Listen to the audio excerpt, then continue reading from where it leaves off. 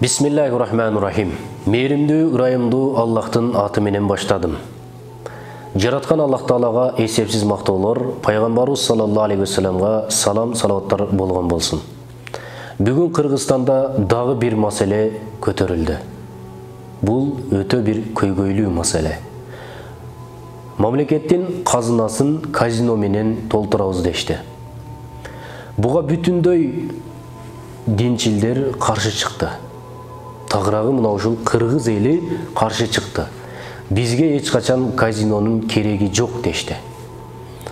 Кээ бири чыкты, мына ушул динчилдер силер акча чаптыңар. Деги силерге бир нерсе жагабы? Динчилдер бул нерсени айтсаң дагы болбойт деп каршы чыгасыңар. Ал нерсени айтсаң дагы болбойт деп каршы чыгасыңар. Балким мына ушул казино бизге кичине болсо дагы казынаны толтурат деп бүтүндөй соцсеттерде ушундай тексттер тарады. Эми ошону сүйлөп аткан инсандар, силер дагы кээ бирки нерселерди, кээ бирки чындыкты билип алышыңыздар керек. Ал кандай болгон чындык? Эгерде казинону ысык көл эмес, балким бүтүндөй облустарга, балким бүтүндөй айылдарга ачып салыңыздар. Бирок динчилдердин эч качан кылы кыйшайбайт. Динчилдер эч качан мындан зыян тартпайт.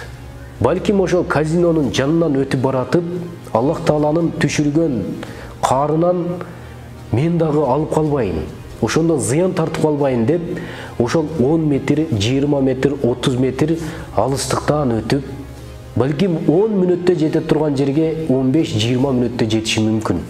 Жол узарышы мүмкүн. Бирок алар динчилдер эч качан зыян тартпайт. Эч качан кылы кыйшайбайт. Баягы эле динден кабары жок. Баягы эле ушул дин безер, дин десе көңүл айлана турган, кумар десе өзүнүн жанын бере турган бекер поздор зыян тартат. Алар билесиздерби? Атасынан, апасынан, катынынан, балдарынан уурданып, акчасын алып чыгып, мына ушинтип ойногон инсандар.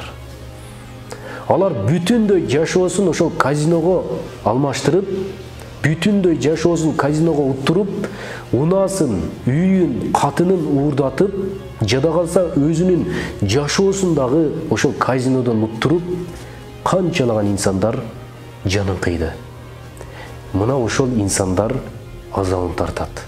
Мына ошол инсандар зыянын тартат. Мына ошол сиздер пайда алып келет деген казинонун айынан жүздөгөн, миңдеген адамдардын тагдыры талкаланып, канчалаган инсандар өмүрүн кыйды. Бул казино бүтүндөй жашоону жок кыла турган казино болуп эсептелинет. Кумаркана болуп эсептелинет. Бирок алар динчилдер эмес. Алар жанагы эле айткан бекер поздор. Эми дагы бир маселе айтылды. Бул казиного балким кыргыздар эмес, четтен келген туристтер кирет деди. Билесиздерби, азыркы учурда дагы жашыруун кумарканага барып, кумар ойноп жүргөн миңдеген, 10 миңдеген адамдар бар. Тыюу салынган кумарканаларга кирип ойношуп атат. 10 миңдеген адамдар. Эгерде азыр уруксат берип кое турган болсоңуздар, аларды эч ким тоса албайт. Эч ким аларга сен ойноо дей албайт. Дагы бир эскертүү. Эгерде динчилдер ушуга каршы чыгып кыйкырып аткан болсо, алар эли үчүн, жери үчүн кыйкырып атат. Ушул кыргыз элим, ушул Кыргызстанда жашаган адамдардын алкымы булганбасын, алкымына арам нерсе кирбесин деп кыйкырып жатышат. Кыргызстандагы жаштар бузулбасын, Кыргызстандагы кыздар өзүнүн намысын сактасын деп кыйкырып жатышат. Алар жөн эле бекер поздугунан кыйкырган жок. Элге, жерге зыяны тийбесин деп кыйкырып атышат. Мына ушул нерсеге көңүл бурушубуз керек. Чет өлкөдөн келеби, башка жактан келеби, мусулмандар эч качан зыян тартпайт, бирок ошол динди түшүнбөгөн инсандар ошол жакка барып бузулуп кетиши мүмкүн. Билесиздерби? Азыркы учурда казино менен сойкукана экөө эгиз козудай ээрчишип жүрөт. Кайсыл жерде казино болсо, ошол жерде сойкухана, ачылышы керек. Ал нерсени дагы ачышат. Ошол сойкукананы. Анткени чет өлкөдөгүлөр келип жөн эле кумар ойноп кетишпейт да. Билесиздерби, кумар эки түрдүү болот. Биринчиси ошол акчасын уттуруп, арам акча менен акча табышат. Мына ошол кумар. Экинчиси өзүнүн кумарын кандыруу. Ушул экөө бир жерге казиного байланган. Эгерде казино ача турган болсоңуз, анда сойкуканада ачасыз. Ал эми сойкуканага да айтышы мүмкүн. Биз чет мамлекеттерден кыздардан келебиз деп. Астагфирулла. Чет мамлекеттерден аласызбы? Кыргызстандан аласызбы? Баары бир ушул Кыргызстанга Аллах Тааланын каары түшүп калбасын. Кыргыздардын алкымын булгап албасын. Жаштарыбыздын алкымы бузулуп, алардын келечеги талкаланып калбасын.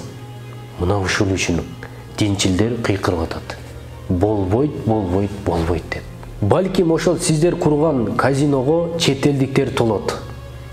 Балким казынанын бир чети жамалат. Балким кээ бир адамдардын оозу жабылат. А бирок кыздарыбыздын намысын ачпайлы. Кыргыз элин намысын ачпайлы. Бир нерсени жабам деп бүтүндөй элге, бүтүндөй жерге ааламды берсең да алмашкыс болгон абийирди ачпайлы. Бүгүн ошол казинону ачабыз деп жерибизди сатабыз. Балким ошол казиного келген элдерге пирожки самсыларын сатабыз.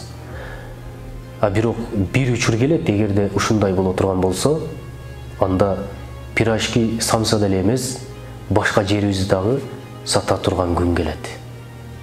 Бирок мындайга биз эч качан жол бербешибиз керек. Ассаламу алейкум ва рахматуллахи ва баракатух.